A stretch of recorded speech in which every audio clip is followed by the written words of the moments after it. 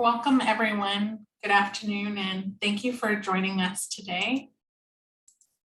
I have a poll going on the screen, and we have had about 59% of you participate in the poll and let us know that you're joining us from North America, which is really great. Welcome. I'm hoping you can see the screen that I'm sharing.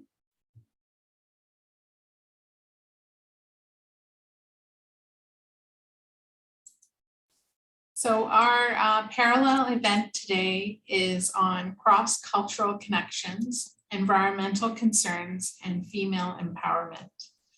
My name is Afreed Mistry, and I will be moderating today's session. I am currently the United Nations representative for FEZANA and also the co-chair for their UN NGO committee. My fellow co-chair, Dr. Pastakia, is also here today. Our organization is called FEZANA, which stands for Federation of Zoroastrian Associations of North America. It is a faith-based organization, and the members are followers of the religion called Zoroastrianism. FEZANA was founded in 1987, and it serves as the coordinating body for 28 Zoroastrian associations throughout the United States and Canada. FEZANA promotes the study, understanding, and practice of the Zoroastrian faith. It also represents the interests of its member associations and carries out philanthropic and charitable activities worldwide. The FEZANA Journal, which is the publication of record, circulates to Zoroastrian households in more than 22 countries, as well as to libraries, scholars, and religious organizations worldwide. For more information, you can visit our website, fezana.org, or you can connect with us on social media. In this panel discussion, we will show how environmental concerns are addressed by different cultural groups and are linked to female empowerment. We will cover what can the global community do to support the enrichment of both. Examples will be shown from India, Africa, North American Indigenous peoples, and we will make connections back to the ancient Persians. I would now like to hand it over to our first speaker, Carina Daruwala.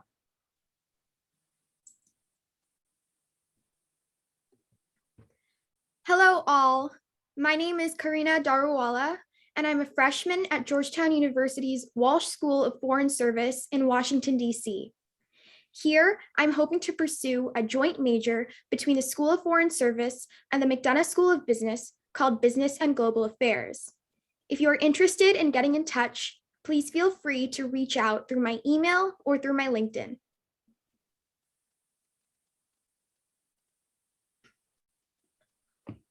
Water has an incredibly important presence in our daily lives. We drink it, bathe in it, and cook with it. Given its vital role, water has always had cultural significance. Almost all cultures developed around water. Cities originated at the confluences of rivers. The first complex societies were irrigation-based cultures, just like those in India. Women in rural India are considered to be the family's main provider of water. They are in charge of gathering water for everyday use, which can lead to multiple trips a day to a local well. As a result of the devastating effects of climate change, such as the droughts that dry up the wells, in addition to the overuse of water in India, women must travel longer distances to find new sources of water with which to provide their families. Women can make up to 6 trips a day to gather water, which can average 10 to 15 miles of walking while carrying up to 15 liters of water per trip. Exhaustion is very prevalent in this chore, and the loss of time taken to transport water removes the ability of women to make an income, get a proper education, or take better care of themselves and their families. The chore of gathering water in rural India is reserved for a singular gender.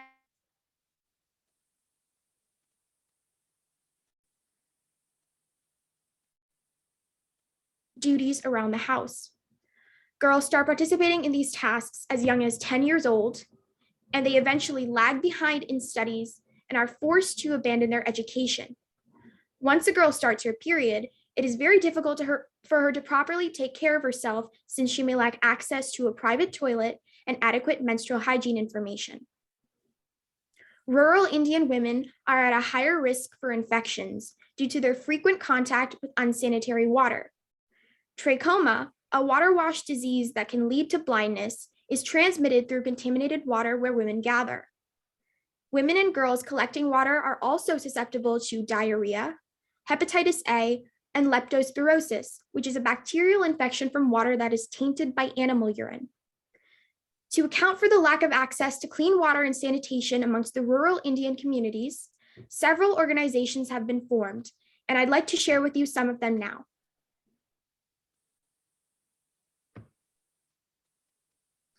WATSAN is an organization founded in India in 2009. A combination of the words water and sanitation, WATSAN works to provide clean water and sanitation systems through cost-effective methods to locations in both rural and urban India. WATSAN has provided water purification devices to over 2.15 million households in over 18 states in rural India. Going forward, WATSAN has committed itself to providing over 100 million rural families with its products over the next 3 years. The government of India has advocated participatory local governance in rural areas, and this has increased involvement of women in WATSAN access, planning, and management. There is now a focus on the empowerment and encouragement of women to participate on village water and sanitation committees, or VWSCs, which were created to communicate any water or sanitation related issues. The community involvement from women not only has direct benefits in terms of the longevity of the system, but it also has indirect economic benefits in terms of skill development for supplemental paid work. Furthermore, participation of women is critical to successful long-term governance of the system. In India's traditional patriarchal society, women are expected to be homemakers. They are not afforded leadership roles within their houses and often have a limited or no voice in household decisions. Water.org's Water Credit Initiative is tailored to empower women and addresses one of the major barriers to safe water and sanitation: affordable financing. Partners of Water.org provide small loans for people in need. 93% of the people who secure these loans are women, and they offer them the ability to purchase water and sanitation solutions that solve their long-term needs and cost less than what they had been paying for temporary fixes. With access to affordable financing for water, women are empowered to make financial decisions that can change their lives. They can secure a loan and select repayment terms. They can decide how to use their loans by determining which water and sanitation solutions are best for their family. The act of making these choices empowers women and creates pride, confidence, and opportunity. Households in rural India where women participated in the investment decision were 4 times more likely to attain improved water services and 3 times more likely to attain improved sanitation services when compared to households where women did not participate. The NGO, Safe Water Network India, advocates for the creation and continuation of small water enterprises, or SWEs. SWEs are locally owned and operated water treatment plants that expand access to safe and affordable water for communities of over 3,000 people. SWEs have the potential to play a significant role in communities by boosting job creation and fueling sustainable development, as well as improving the well-being of women and girls by reducing the drudgery of water collection. Safe Water Network's women-focused program creates economic empowerment opportunities for women as operators, distributors, and community mobilizers, shifting their role from water carriers to water entrepreneurs and managers. Consequently, this improves women's small business skills and generates new employment opportunities. Similarly, increasing the community engagement of rural women through SWEs seeks to create an environment where women can realize their full potential.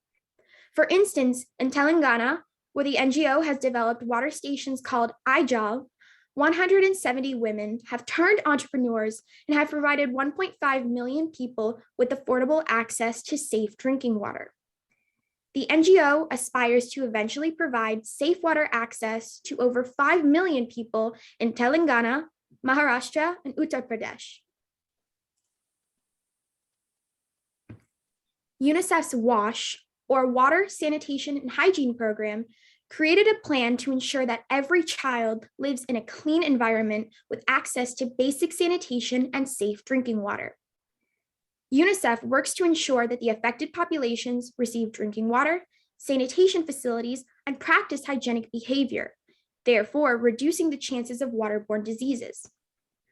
When communities have access to safe water and practice good sanitation and hygiene habits, more children are able to go to school. Right now, a lack of safe water, adequate bathrooms, and menstrual hygiene resources in schools is disproportionately affecting girls.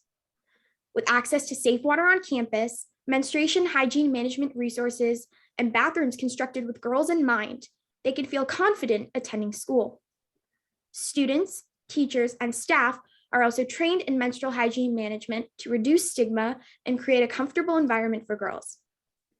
Safe water and girl empowerment go hand in hand. When girls can drink safe water, they are healthier. Their families save money on frequent medical costs, and in turn, can invest in education. More girls get the opportunity to attend school, and when they attend school, they can live healthier lives as adults. Basic access to safe water allows girls to maintain cleanliness, be healthier, and spend time developing a trade, owning a business, or attending school rather than walking for water. Safe water empowers girls to live healthy lives, feel confident, and attend school with their male peers. UNICEF'S WASH gives girls greater equality, lifting them up to succeed in school and expanding their opportunities in the workforce.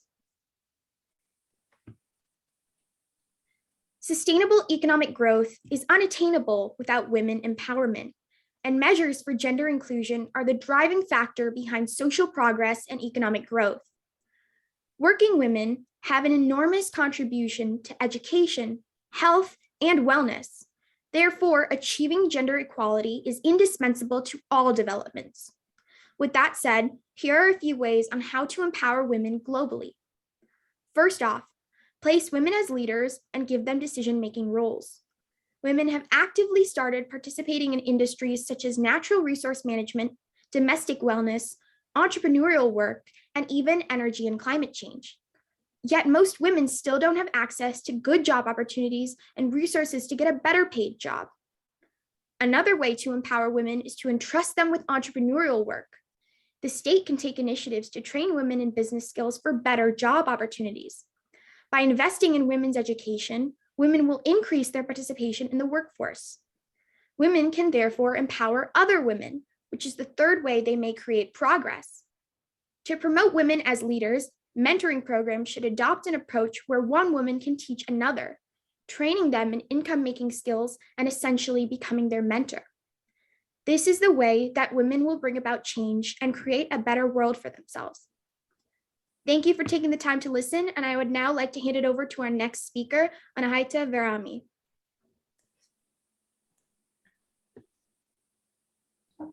Hi all, I'm Anahita Verahrami, but I also go by Anna, and my pronouns are she, her, hers.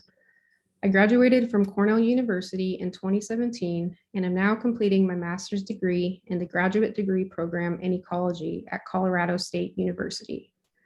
There, I am using sounds recorded from the Central African rainforest to study how poaching is impacting forest elephant movement and behavior.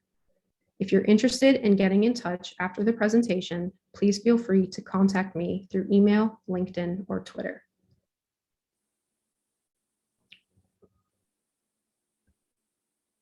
Women and girls are disproportionately impacted by and vulnerable to the environmental degradation crisis.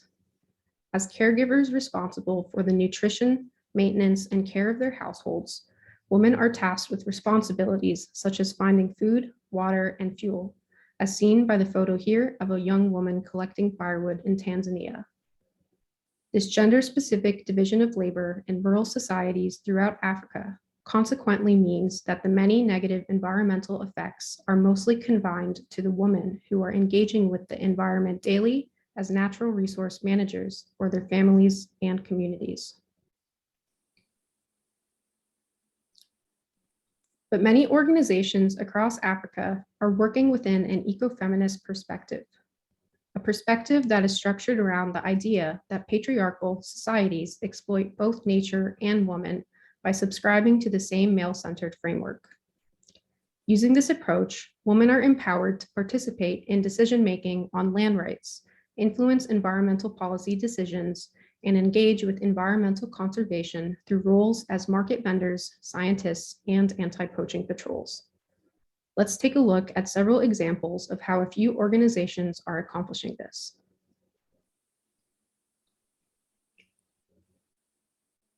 Our first example comes from the African Wildlife Foundation, which is working with the Uganda Wildlife Authority to increase female leadership in the field of conservation through their Women in Conservation Mentorship program in Uganda. Through this program, female conservation champions mentor young women in conservation leadership in order to increase the number of women and girls involved in biodiversity conservation in the region. Uganda is one of the poorest countries in the world and has high illiteracy rates, especially among girls. So it is important to celebrate these women who serve as inspiration to budding conservationists in Uganda and all over the world. All of these women, whether based in the field as a veterinarian, pilot, or game warden, or based in an office handling public or government relations, all have one thing in common: the desire to promote and protect Uganda's wildlife and wildlands. Each of these roles require a high level of selflessness, teamwork, and coordination, skills that are essential when dealing with wild animals, tourists, and high-level officials. These skills often come in hand at home, as many of these women are also mothers and wives who are focused on their families in addition to their careers. The Women in Conservation program is part of the overall African Wildlife Foundation program strategy in Uganda to build national capacity in biodiversity conservation management. In this case, the goal is to increase the number of women and youth involved in biodiversity conservation through mentoring.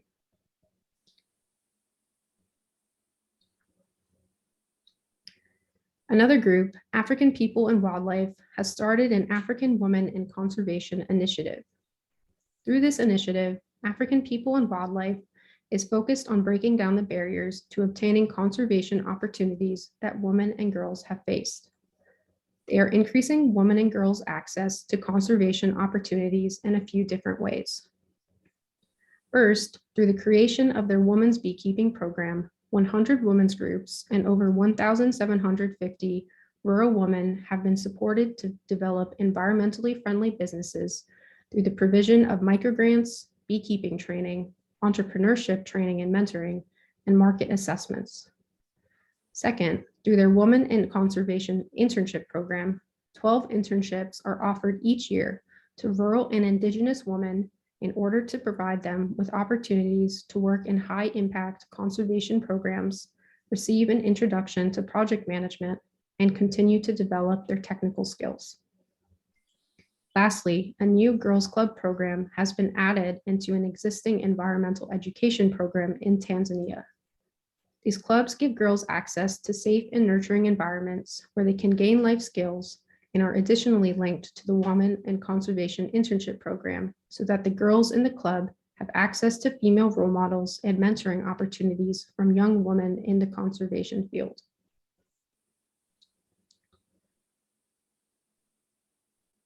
Women have also been able to participate in conservation through roles as anti-poaching patrols as well.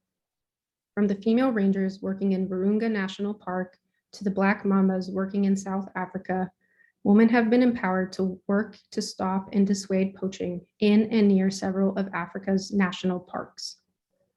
The Black Mambas group, the first all-female anti-poaching unit, was formed in 2013 and as of 2020 consisted of 30 women. They are located in the Balule Nature Reserve in the Greater Kruger area and patrol an area covering over 52,000 hectares. Another all-female anti-poaching group, the Akashinga, was created in 2017 and works in the lower Zambezi Valley of Zimbabwe. There are 150 rangers in the group who have conducted almost 200 arrests of poachers. Finally, Team Lioness, which is a co-ed anti-poaching unit and which was created in 2017, is working to protect the traditional Maasai community land that surrounds Amboseli National Park in Kenya. Two interesting findings from the work of these three groups is that there has not been a single report of an incidence of corruption from any of them. And additionally, evidence suggests that the areas under the control of these three units have seen a reduction in poaching compared to areas patrolled by all male units. This could be due in part to evidence that shows a negative correlation between female leadership and corruption, which is just one of many reasons why we should work to empower women to participate more fully and openly in environmental resource management and protection in Africa.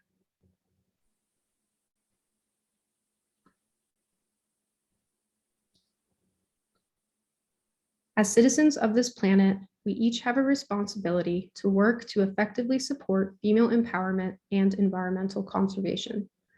And as we've seen from the examples just covered, there are many benefits to increasing female representation and involvement in environmental protection and management. So what exactly can we as a global community do to support the critical step of empowering women to protect the environment? Well, financial support of organizations such as the ones just covered is one beneficial way to get involved. These organizations are making real-world, on-the-ground impacts, and financial support of their work provides a direct avenue for citizens to influence change. And as these organizations have demonstrated, working to empower women and girls at the community level can have large impacts. Each of us can act as catalysts to female empowerment and protecting the environment by offering local support in many different ways. For example, if there is a young woman in your community interested in environmental conservation, you could connect her to organizations that are conducting work similar to the work of the organizations outlined here. Broadly, women can act as mentors to girls in their communities and offer resources, guidance, and support.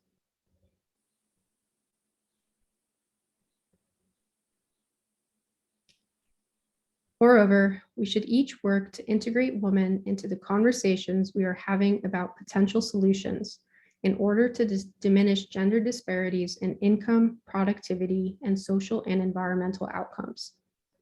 We can engage with policymakers on the topics of female empowerment and environmental conservation in order to fight for the assurance that all women have equal access to resources and land rights, and that they have equal representation in land governance and decision-making.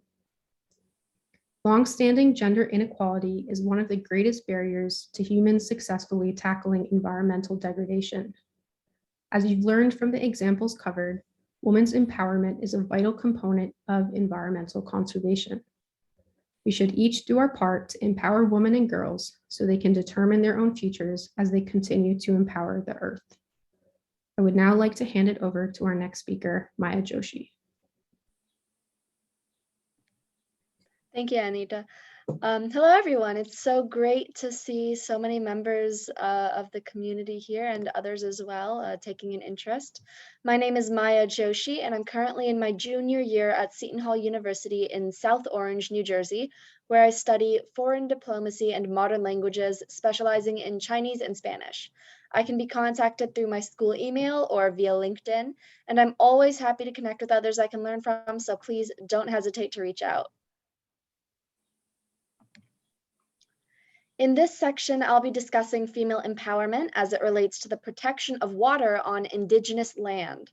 Accessing clean water is an issue that many Native American reservations face, and there have been many historic cases of the American government or corporations contaminating water sources on Native land. In the Anishinaabe Native culture of the Great Lakes region, it is the responsibility and sacred duty of women to protect water due to their perceived connection with it, as it is the men's duty to protect fire.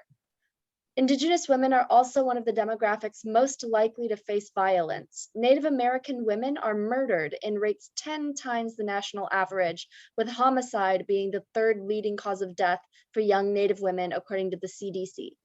The majority of perpetrators of violence are non-Native men who do not belong to the community and come onto Native land with bad intentions.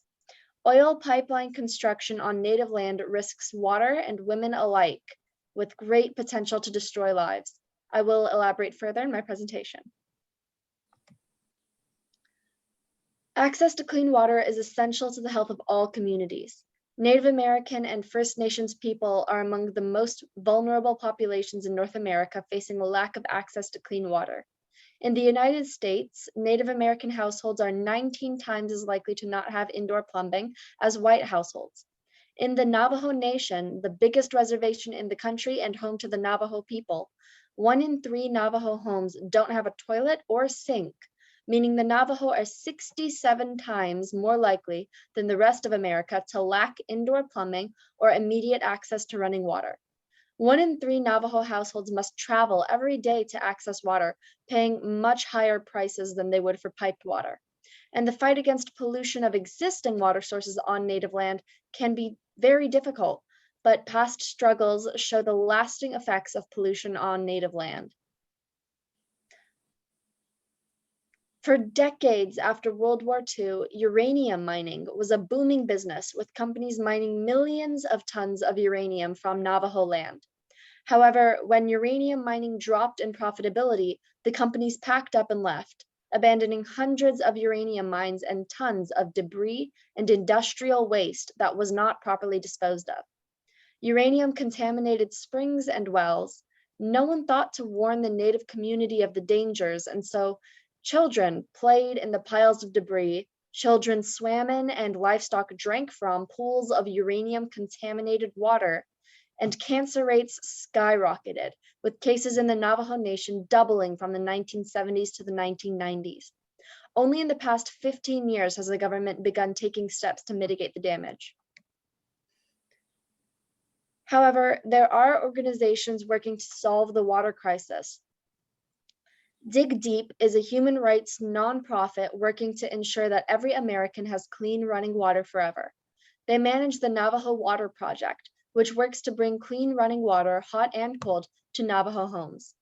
Individuals can sponsor the setup of running water and solar power for a Navajo household for $4,500 altogether, or just one of the systems or any of its components alone for much less money. Setup takes 24 hours, and the program is Indigenous-led, works with communities, and is transparent about where donations go, publishing individual and yearly reports on the matter. The project has won the U.S. Water Prize for their work, and Dig Deep is currently the only water, sanitation, and hygiene organization active within the United States. However, this is the main concern of water protectors in modern times: oil pipelines. So what are pipelines? Let me explain. Pipelines are long sections of large tubes and pipes, often buried underground, that are constructed to pump oil, natural gases, and other liquids through long distances. Another substance that can be transported are tar sands, a mixture of sand, clay, water, and bitumen, a substance used to create asphalt. Tar sands are a naturally occurring phenomenon found within the boreal forests of Canada and can be extracted and converted into synthetic oil at an extremely high environmental cost. This is one of the largest contributors to global warming and deforestation. It's 20% more carbon intensive, meaning having a higher carbon footprint than crude oil, and is very difficult to clean up if it spills. In order to extract tar sands, the area is strip mined, destroying the surrounding environment. Conversion into usable fuel involves extremely high levels of water and energy usage, and extraction and conversion both produce toxic petroleum coke waste byproduct and immense air and water pollution at direct cost to the First Nations people of the boreal forests.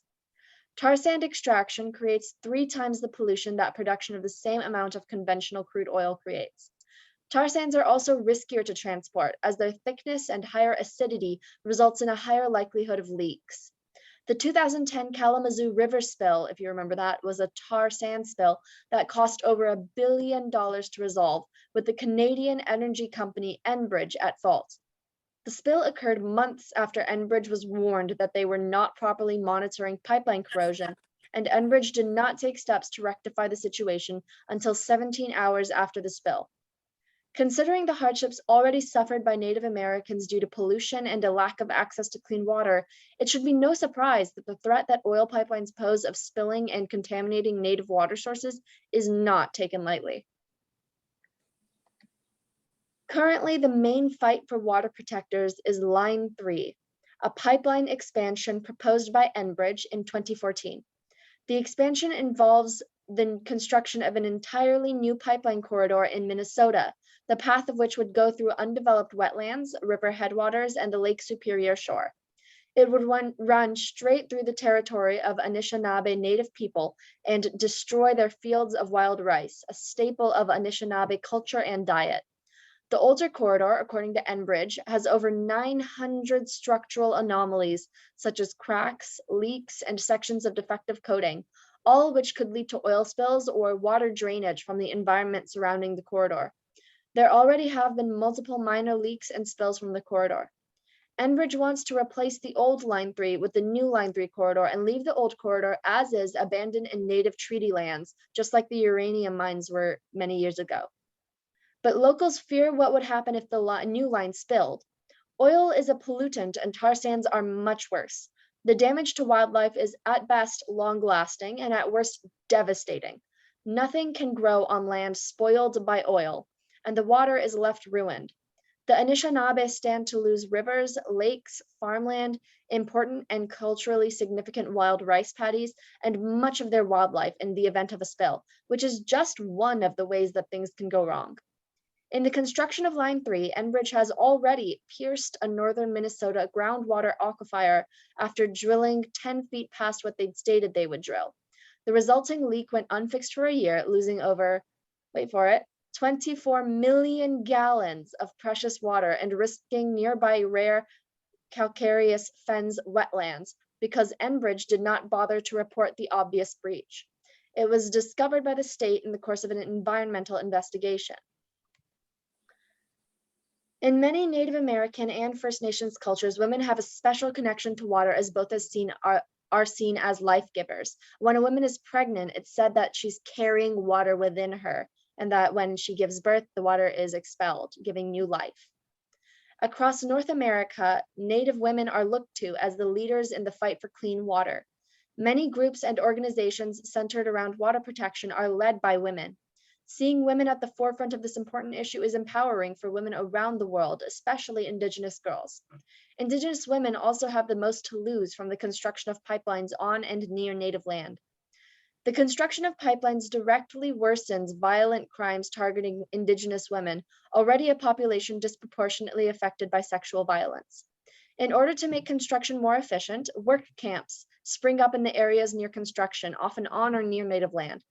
The inhabitants of the camps are transient workers, men brought in from across the country or even from Canada, who have no community ties with the people whose land they occupy. With these camps of men come increased rates of crimes against women, namely sexual violence and human trafficking. By cracking down on the construction of pipelines on or near Native land, we can remove sources of violence towards Indigenous women, thereby empowering entire communities. Now, I've talked about water protectors a lot, but let me discuss them a little further. Water protectors are those who oppose the construction of pipelines on Native land. They're organizers, activists, and educators. Hundreds of peaceful protesters have been arrested in the fight to stop Line 3. Women are at the forefront of many peaceful protests and are often the ones arrested. So Stop Line 3 has a bail fund, and the WPLC, or Water Protector Legal Collective, provides legal resources for many water protectors. The book To Be a Water Protector by community leader Winona LaDuke is a great resource to read more about the fight to protect water.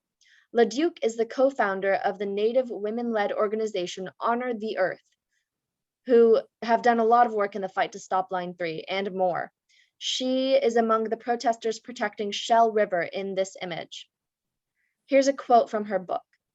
Imagine that one day you wake up and find out that a pipeline company wants to run a 30-inch pipe pumping 640,000 barrels of oil per day under high pressure through your burial grounds, sacred sites, medicinal plant harvesting areas, and no more than a mile from your biggest wild rice harvesting areas. That's Winona LaDuke from To Be a Water Protector. I would now like to hand it over to the next speaker, Feroza Jussawalla.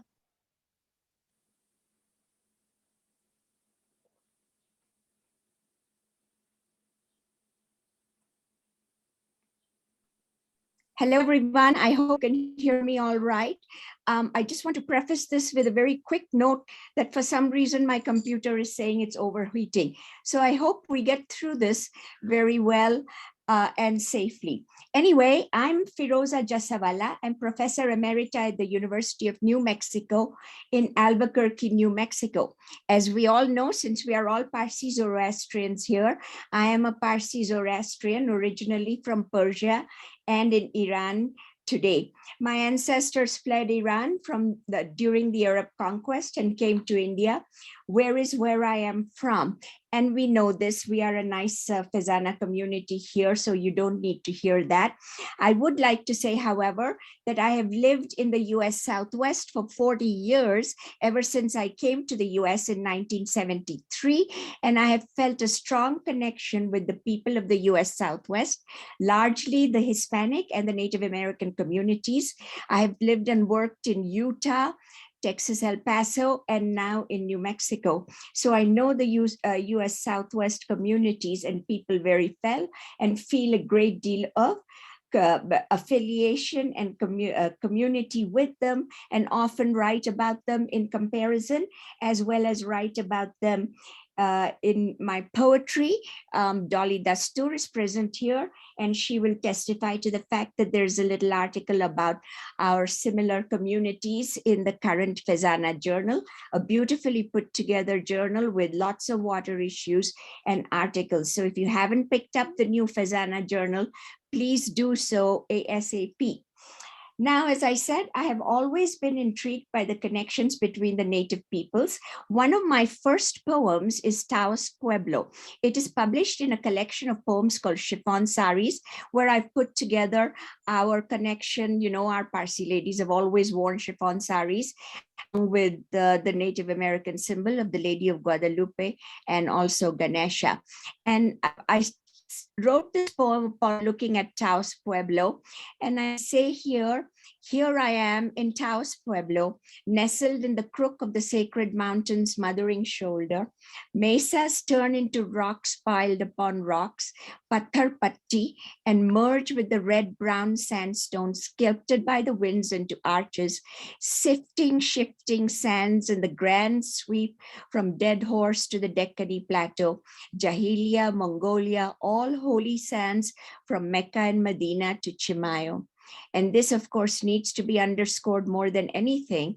We are all the same people coming overland through the northwestern passages, into the hinterland, over air, into the northeastern passages, coming to fill this vast diaspora.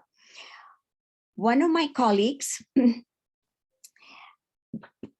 writer Rodolfo Anaya, developed a theory that Central Asian people walked across the Bering Strait to North America. His book, Chicano in China, underscores this theory of the people walking across the Bering Straits. When they walked across the Bering Straits, they discovered two arid environments. Both Iran and the US Southwest have long been dry desert lands, as is the area around my hometown, Hyderabad.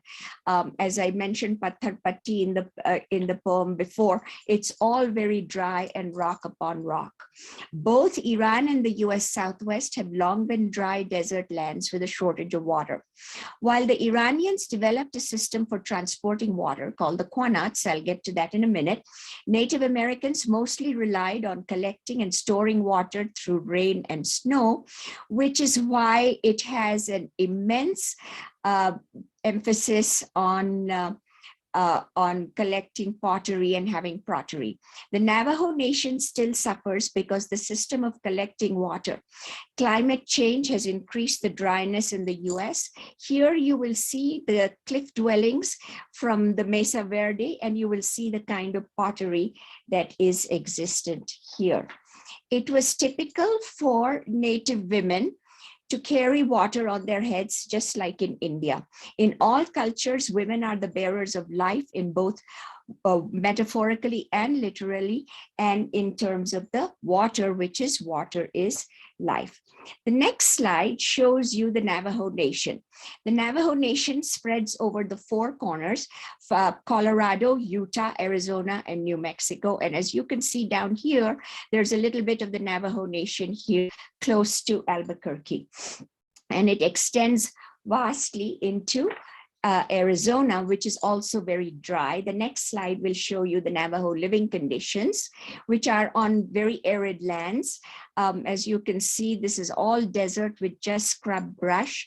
On the side, you can see here a little kiva, and here you can see how the Navajo have adopted the Western settlers' log cabins. So in Iran, though, we have worshipped Ava. This is Ava Maino, as you know, and the Persian goddess of water. And we are very much indebted to the Yazatas and to our belief in the water goddesses. In ancient Iran, you will see in the next slide the image of the Iranian Qanats. The early Iranian civilization developed fairly early an extensive system of water preservation where the Qanats covered the canals that covered the water, that delivered the water, and therefore the water was not lost to evaporation. And this would be a useful model for us in the US Southwest if we can do this. The next slide will show you the Iranian water drainage systems. And there's a wonderful article here, Ancient Iranian Civilization Owes Its Existence to Remarkable Water Management Systems. And if you can get to this article from highlights, you will see how this water canals and the ditches that transported water helped Iran a great deal and still do today. We do have a similar system in Albuquerque, which we call the Arroyos. As you know, the Southwest was developed and colonized by the Spanish settlers first. And therefore the words we use like adobe for their houses and arroyos for the water drainage, as well as acequias, are largely Arabic words that were brought from Spain through the Spanish colonizers. This pre-modern system is still part of our water delivery system. Even in modern times, we have found that the water is delivered much in this way. However, as the next slide shows, we are not able to take this sort of canal system all the way out into the Navajo reservation.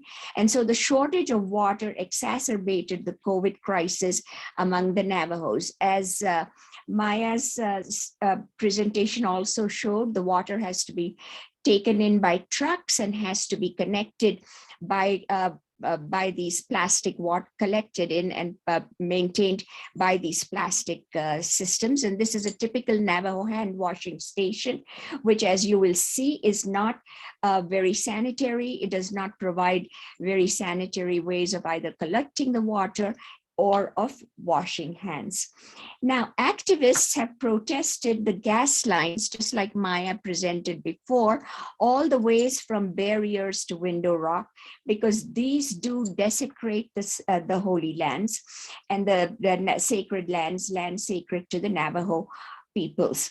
So these are on the left-hand side of my screen, you can see Window Rock, which is a symbol for the Navajo people. And behind it, you can see tent rocks. And so all of these are all sculpted by the wind. These are great sculptural land formations, as you can see also in Grand Canyon, if any of you have visited there. However, the native peoples turned to indigenous medicine. On this far left hand of my screen here, you can see this very ingenious kind of mask that was developed by native peoples, which is made of cedar and of sage, and they have medicinal properties. And of course, the turquoise, my name is Feroza, and Feroza means turquoise, and so I have a special affinity to the native peoples, is supposed to be a protective stone. So usually they consider wearing turquoise and using native medicine as a protective way. However, it failed them in COVID, and they had to put up many murals such as this one, which says beware of COVID. It was not a very efficient way of protecting themselves from the disease. And the Navajo president, Jonathan Nez, tried very hard to get them to turn towards vaccinations. The next slide again shows that the Navajo Nation faced water shortages for generations, and yet the pandemic hit. And when the pandemic hit, it was really extremely dangerous to them. Here again, you see a kiva, and this is the cooking place, and therefore you see the water connected in this particular collection device, and then going from there towards them. And we all know that the Navajo women struggle greatly with the water. Like all women in all different cultures, women are the bearers of water and the continuance of water. Water is life. Just to take a slight aside here, I just talked about the Academy Award nominated Indian movie called Writing with Fire, in which Dalit women are arguing for the need for water in the areas in Uttar Pradesh, in Jharkhand, and places like that. So we find that we have very, very similar issues from the dry lands in the US and the dry lands in the Indian community. So in both areas, though my next slide says encouraging Navajo women through global community, through creating more projects for educating women and water conservancy is important. It is important everywhere right now with the climate change and the shortage of water coming in repeatedly. However, I am a poet, so I will go to the next slide, where I believe that some other shapes and forms of programs help us. I recently wrote a poem about an elegy for trees, and Tree New Mexico is a program in New Mexico where a group of women bring free trees and plant them everywhere to reduce greenhouse gases and to increase some kind of evaporation so that the water can be conserved in one way. Another one is where in my area, Habiba Akil, who is a woman representative of the Islamic community, has been donating water to the Navajo reservation. And her project is also called Water is Life. And she has been doing a great deal of work through the COVID and delivering water to the Navajo Nation. The next slide takes me back to poetry. And it says that it's important to empower Indigenous women through poetry. I use a very famous Native American poet, Laura Tohe, who is also promoted by my colleague Joy Harjo, who is poet laureate now, but she's not Navajo, she is an Oklahoma native. And so we have to see here through other poets, Kimberly Blesser, for instance, that yes, it's true, I speak will of the living in coded ways, divorced from the dead, but water, the leader's voice of disgrace, we have been magicked into war, but now what we need is water. Dancing from the south, cloudy, cool and gray, pregnant with rain child. So the global community's objectives would have to be empowering women regarding conservation and climate change, funding for study and implementation of more advanced water conservation systems in Indigenous communities, as well as delivery of education and water to the communities. I'm grateful to you for listening. I'm also grateful to my computer for holding up. Thank you very much for being here. And please feel free to connect with me either through Facebook or on my email, fjussawa@unm.edu. Thank you very much. Thank you, Feroza, and to all the other speakers. So just to conclude in this panel discussion, We showed you examples from India, Africa, North American Indigenous peoples, and all their struggles with access to water. How the women in the different groups have been empowered to make a difference in their communities. We do not represent the identities of the communities we discussed in this presentation, but we hope that it starts a conversation on how to empower the women in these communities. We would like to amplify their voices. If you have any questions, you can either raise your hand or you can type it in the chat.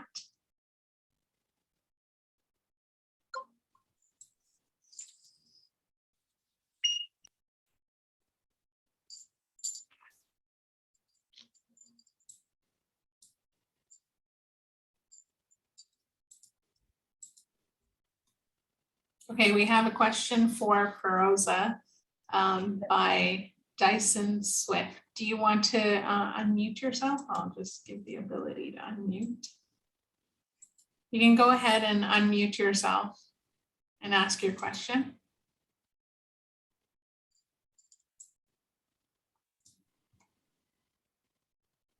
Oh, can you type it in the chat then, Dyson, if your microphone is broken? We'll wait for that question to be typed in the chat. There is a comment to Maya. Canada was criticized 3 times in this presentation. Companies should be named and criticized, not countries. So that was by Trish from Canada. Thank you, Trish McCracken. To my recollection, I didn't speak all that much about Canada. I mentioned that Enbridge is a Canadian company, and that often in the construction of pipelines, workers are brought in from other countries such as Canada. I'm sorry if that was taken to be a slight against the country of Canada. It was not meant to be so.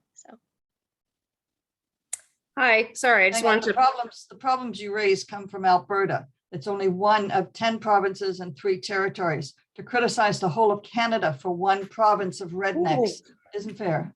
Excuse me, that's really inappropriate. That's really inappropriate, Trish. And I just want to say, as a Canadian, we really lead the way in Indigenous genocide. And I think what Maya said was absolutely appropriate. She did not in any way criticize Canada.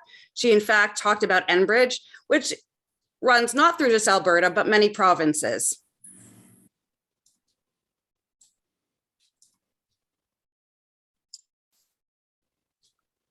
Okay. Okay, well, let's keep it civil, keep it moving. Does anybody else have any other questions for any of the speakers?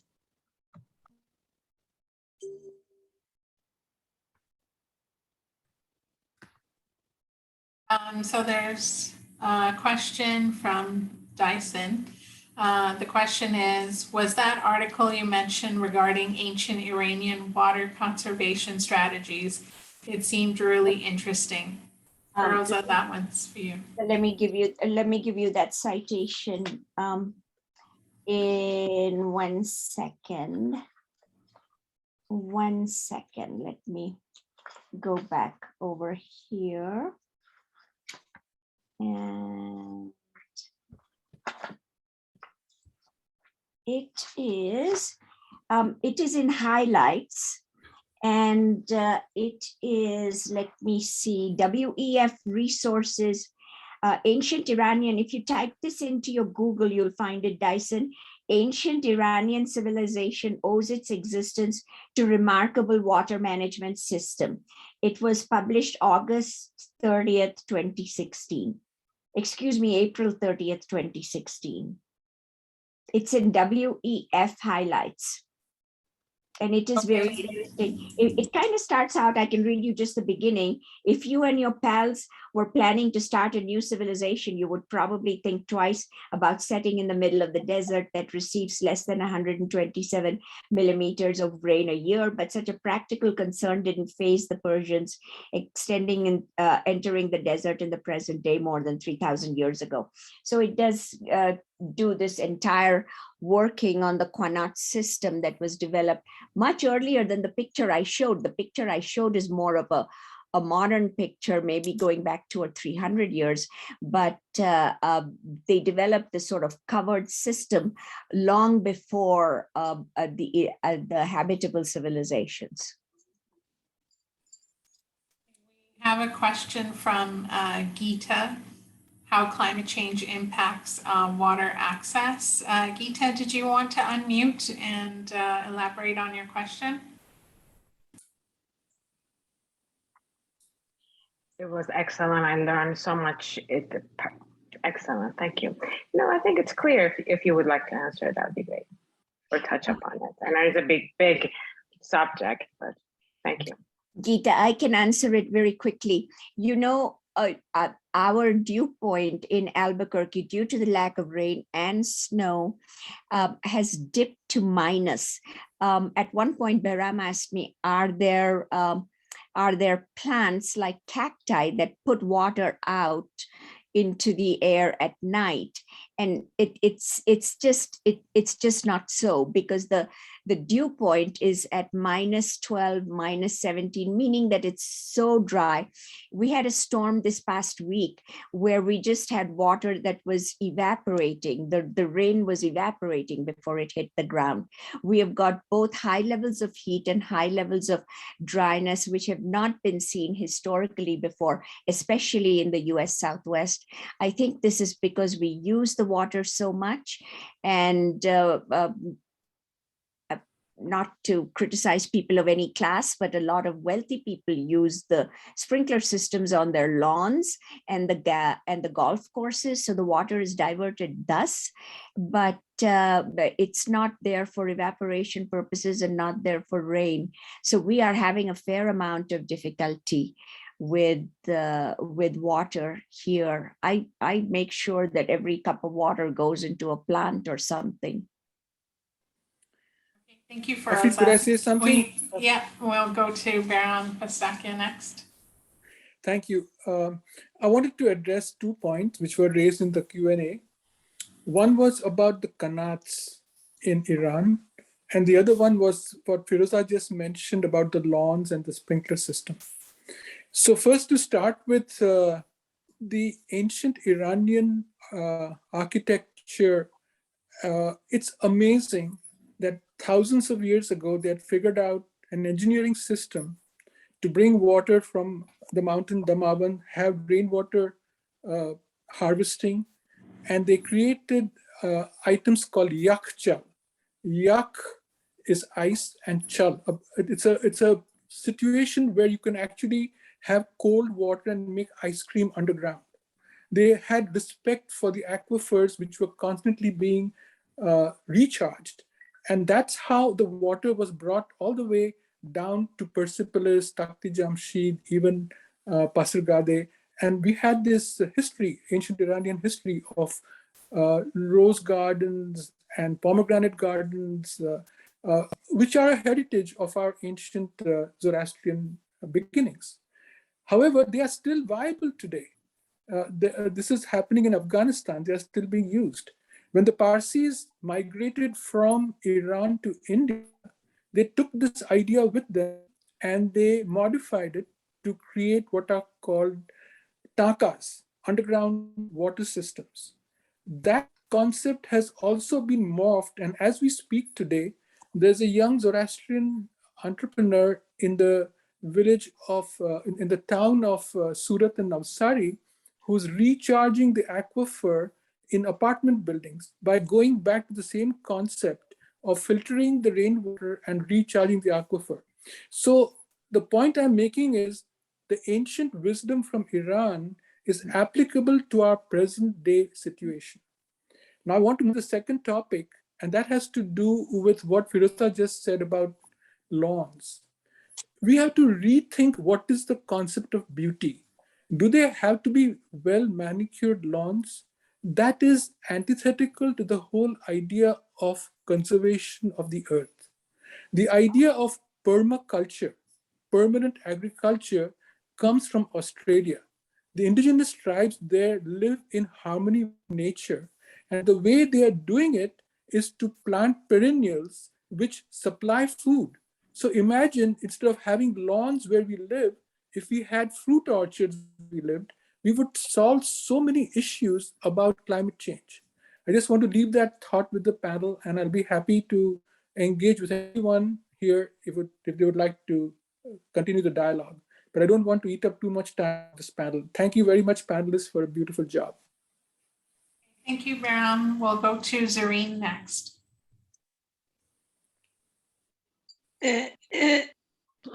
Hello. Sorry.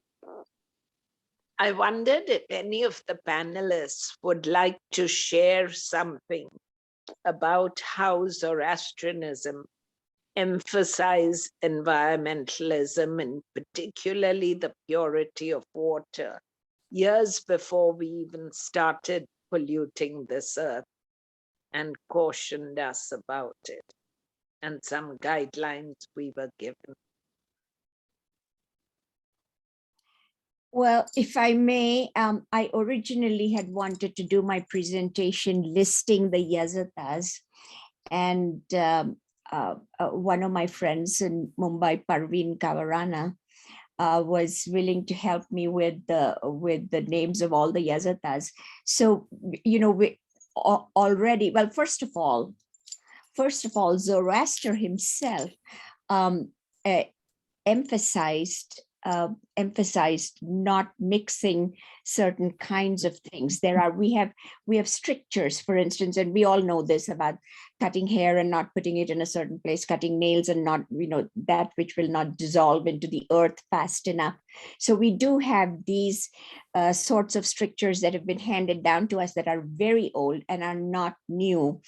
But we also, the ways in which we have named our days of the month, the days of the week, you know, when we talk about Ama Asishang Banu Beresad, which is also the same as Ama Banu Beresad, Mahabuktar Mahijad, you know, the fact that we are, I hate to use the word pantheistic because it comes with a kind of a connotation that is not the very best, but we are in some senses an originally pantheistic, but in a pure sense, a religion that has worshipped Mahabuktar Mahijad Beresad, you know, the sun, the moon, the water, the earth, and, you know, respecting their respectfulness, respecting their sanctity and sacredness is embedded all the way from all of Zoroaster's teachings, as well as the prayers, as well as the worship, his own daughters named in the ways in which they are. So this has been, this is very much part of our religion. And what I had wanted to do here, and we of course didn't want to do this because this was a more secular platform, is to go through each one of the Yazatas and say, okay, this is the one who is most important for water or for earth or for the preservation of water, for the ways in which things should be mixed or not mixed. And this is, I think, very important for us to dig up from the ancient scriptures and pass it down. Now, my mother always emphasized you couldn't put wet trash with paper. You couldn't do this, you couldn't do that. I abhe karta se, I'm up, you know, that it would get a little bit tiresome. I have abhe karta se, I nahi abhe karta se. And for those who are non-Gujarati speakers, this is polluted and that is not polluted. But the idea of not polluting is at the very base of this religion. And that's the very very important thing for us to remember. Thank you for listening. Thank you, Feroza. We have Mrs. Verahrami. Do you want to unmute and ask your question? Sure, thank you, Afreed. Thanks to all the presenters for an amazing presentation. Given it's Women's History Month, to see the next generation of leaders was really incredible. But actually, I have a more practical question for all of you as a committee. So this is the FEZANA UN NGO committee. I'm curious as to how you all tend to or are thinking about putting your knowledge out there in a global context. What are you going to be doing as a committee going forward, dealing with these issues, dealing with what you have discussed within the NGO world, within the UN world? How is FEZANA moving these issues?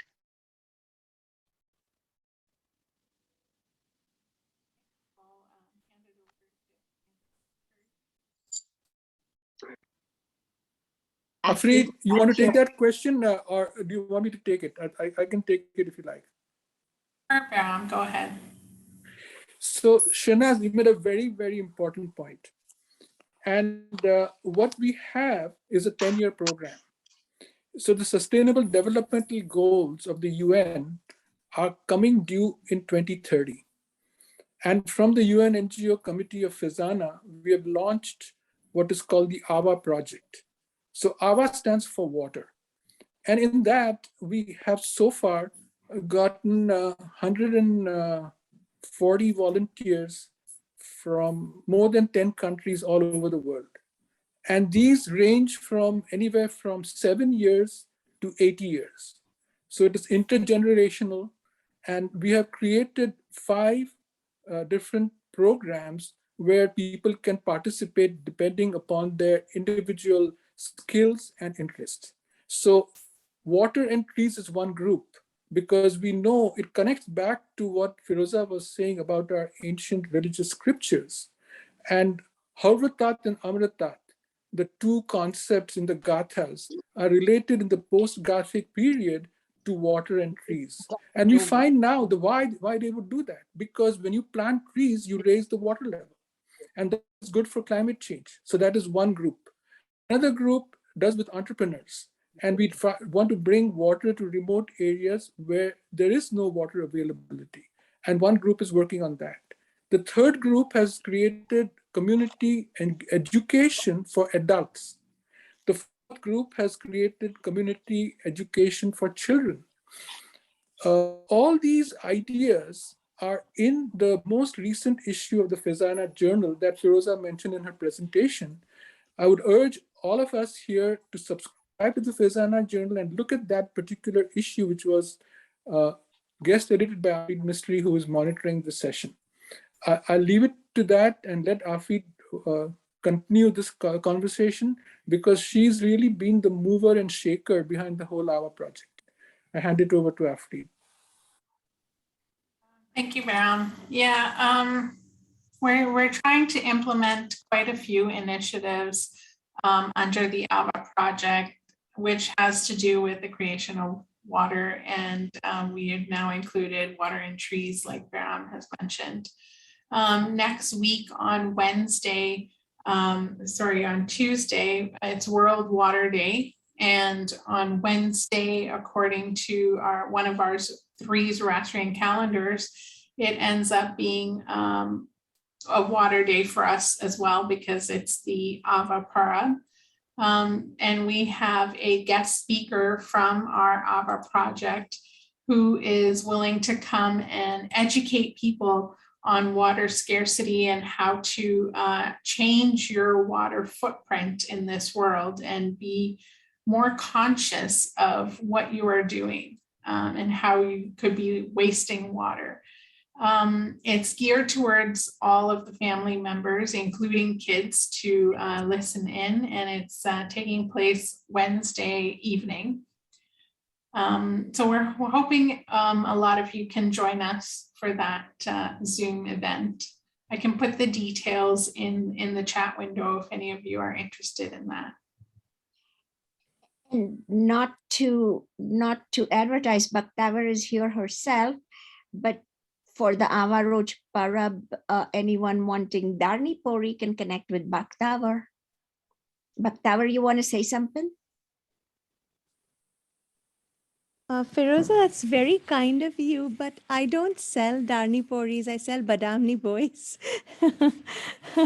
But yes, I do this fundraiser every spring for Navroz. But I'm here today because locally, my interfaith organization actually talks about all these concepts that Behram mentioned. And permaculture is not just great for soil and water conservation, it's also great for sequestering carbon from the atmosphere. So the young generation, I commend you for all that you said today to create the awareness about water and its importance and why we should use it so carefully. But I challenge you now to go out into the world and through your generation, do some practical things like what should we do in our daily life? How should we change our lifestyles? In our comfortable lifestyles, we are not that affected by the problems that some of the people that you spoke about in your presentations are affected. So how should we help them, not just by financially supporting the organizations that you guys mentioned, which is great. I did make a note of that, but I challenge you to inspire the world to change our daily lifestyles. So every thought, word, and deed should be focused towards how can we live responsibly in caring for creation. Thanks for saying that, Bhaktavar. Thank you. Could I just jump in here for a minute because of the Darni Pori mention? Last year, we had Nilufa Mawala from Toronto on the Our Project Zoom call teaching us how to make Darni Pori. And I know that the Chicago Association has an annual event at this time of the year where the community gets together and makes Darni Pori. Darni Pori is, for those who don't know, it's a sweet which is made specially to take to the riverside and say some prayers and share in the community to remember water. So what Feroza said makes a lot of sense. If we go back to our old traditions, which lift up the creation of water, then we imbibe that in our psyche. And then what Bhaktavar was saying comes easily. Then in our day-to-day choices, how we live, how much water we use, we take very pay careful attention to that. Thanks.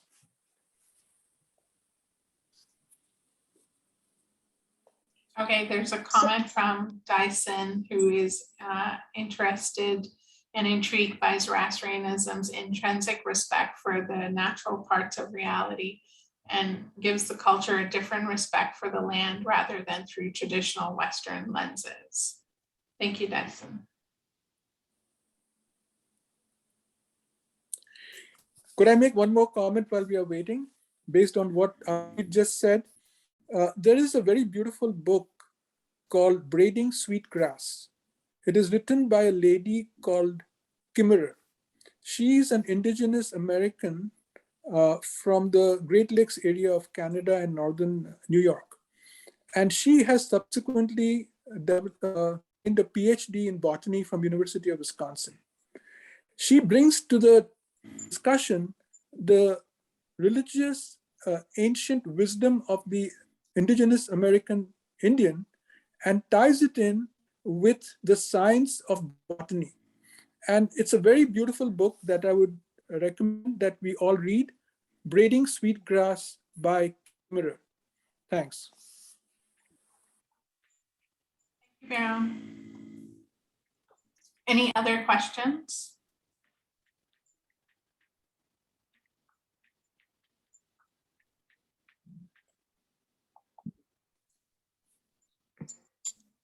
Actually, very quickly, this same FEZANA issue, I've written about that book. And also my friend who lives in Albuquerque, Wome Parak, has done a very, very good review of a book on Iranian culture. The title is not coming to me right now, but both are written about in this current issue of FEZANA, if I may direct your attention to it. Perhaps subscribing even just to the online version will get you that information. It's a book published by Brill. It was an expensive book. We had to ask Wome Parak to order it for us since some of us couldn't afford it, but I can't pull up the title of it right now.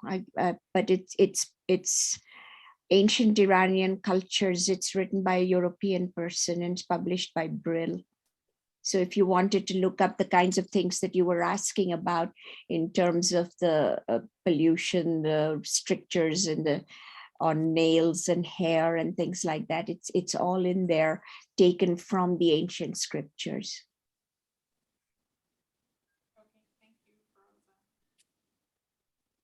And we have Sharna's back. Sorry, did you want to continue asking your question?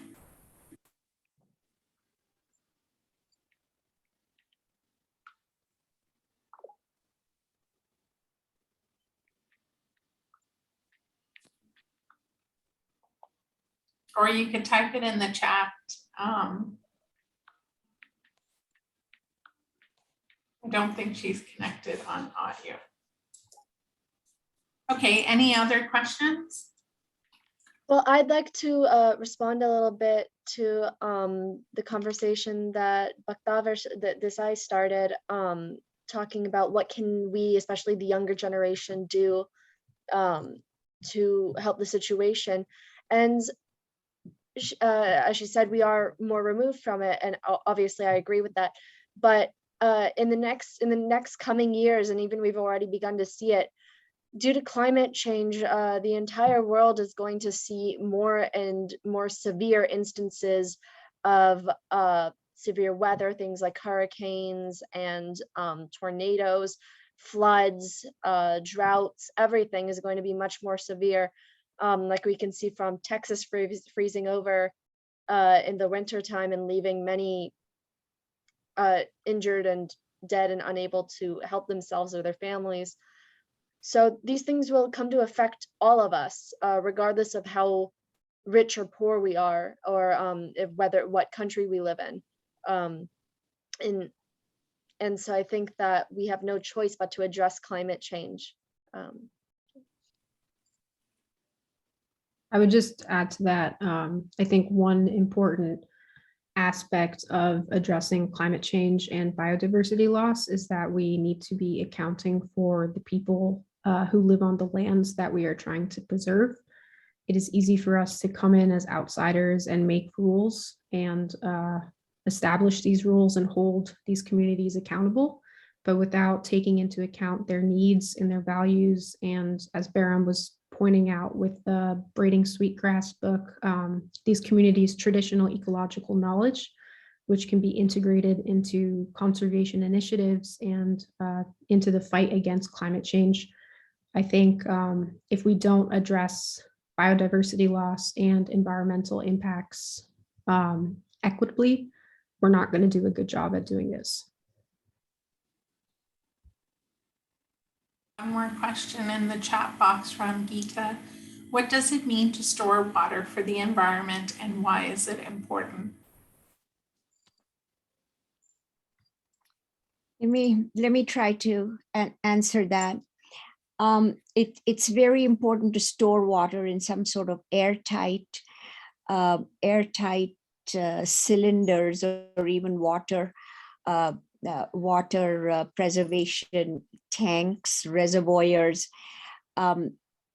because of the depletion, the continuous depletion of the ability to get rain, to get snow, or have some sort of way of transporting where there's heavy snow on the East Coast, heavy rains in the East Coast, some sort of, now I'm talking about a pipeline across out to the West Coast. Because we here in New Mexico and even in California, those of you who are from California know the continuous fire danger, the fact that the trees are dying, pine bark beetle are getting at them because of the drought. The trees on the mountainsides are drying up. So we need to somehow be able to funnel water that is stored and or preserve the water. Again, regarding this film that is nominated for the Oscar from India, Writing with Fire, it's done by Dalit women from Uttar Pradesh who run a newspaper called Khabar Lahariya. They are so scrunched for water.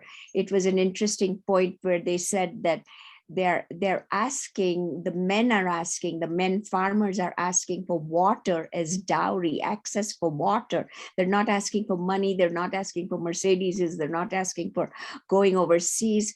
They're asking for water to irrigate their fields and to have access to water somehow. Do you have connection to water? Can you get us water?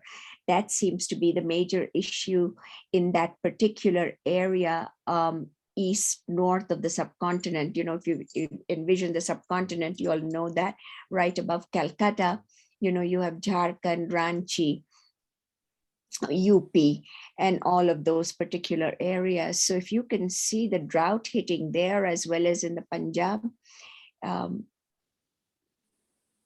I don't want to say anything against the Modi government, but it needs to do something to transport and store water in India, and we need to do something to transport and store water as opposed to nuclear facilities.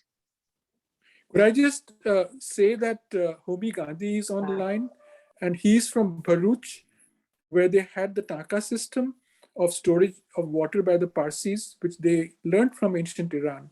Maybe he could share his experience about the storage of water in Gujarat by the Parsis. I don't know if he'd be willing to share that with us. Omi, you can unmute and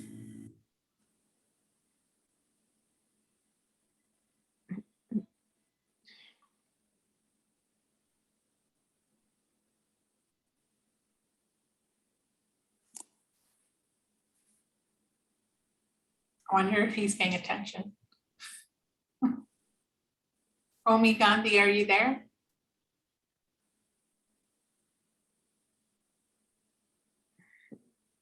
Maybe he's gone for a cup of tea.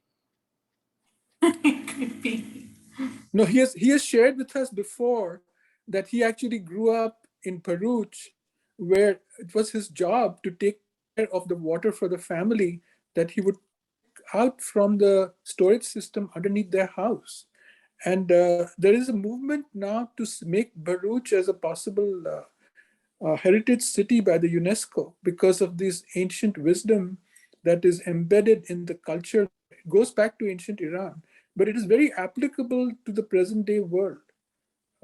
Dolly has shared with me before, for example, in Africa, all they do is dig a hole in the ground and the water just collects there. And that is the beginning of trees sprouting up. So there are a lot of innovative ways of dealing with this issue if we all came together.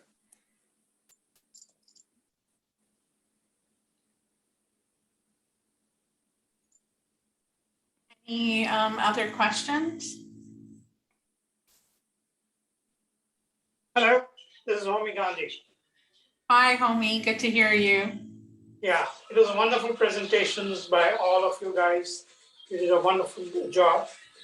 Taka system has been in Bharuch for a long, long time. We used to have Taka in our own house, and it is probably one of the biggest Taka in our community. As a result, we used to keep the water from one monsoon season to another adequately kept, and so that we don't empty it out completely if the second following monsoon doesn't come up. So we used to get the regular, we didn't have a public water system coming into the house. This was the only water which we had. We also had a water which was available in public system where people would go and fetch the water. And there used to be one for Parsis and one for others. So I would go to Parsis as I was a young kid, couldn't carry everything. My servants will come, I'll fill up in a Parsi, those steps, and they will carry back home. It was only about 1,000, maybe less than 1,500 feet or so away. So we used to get that. We used to clean out the agassi which you have just before the monsoon started or at the very first started, and then channel all that water through a piping system into the smaller taka. Smaller taka would be about 3 feet, where it will be strained, and then it will, when it fills up smaller taka, it will go to a bigger taka. And it will be in our house, the taka was about something like 20 feet to 15 feet wide, and the height was about probably 15 feet. We would clean out the taka every time before the monsoon arrived, so that the water is pure. Water was drinking water, cooking water, everything. And when the months of April and May would come, people would come to our place sometime to get that drinking water, and we would give them. That kind of system prevailed for a longer number of years. I was part of the system till I went away to the college, and we continued to do that. So, any questions? So Geeta is asking who would manage the water for the environment, but I think you kind of answered that question. You and your family manage that on your own. Wome, how would you clean that? How would you clean the tanka? I was very young, so we had a handyman, handy Parsi man, because we wouldn't allow, servants to come inside the taka, which was a part of the whole kitchen where there was a prayer system. And his name was Dadi. He would come, go down with the ladder, which you put it in. Then it will take out all those walls, clean them out. And I went twice actually inside. And then after taking out all the kachara, we would whitewash all that with a lime, which was there. As a result, because of that, the water would purify inside the taka. Every 2 years, I think, we used to do that, not every year. So that the water is purified without even, but we used to boil the water for drinking purposes. For drinking and cooking purposes, not for other things, not for bathing and all that.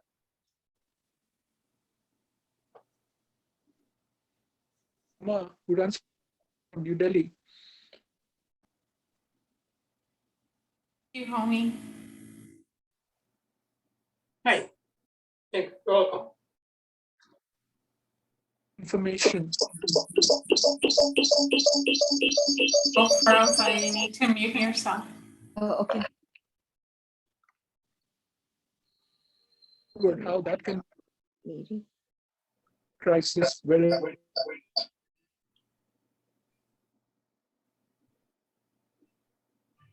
Any other questions? Just raise Sorry your hand. about that. My computer died. Feroza. Sorry about that. My computer died.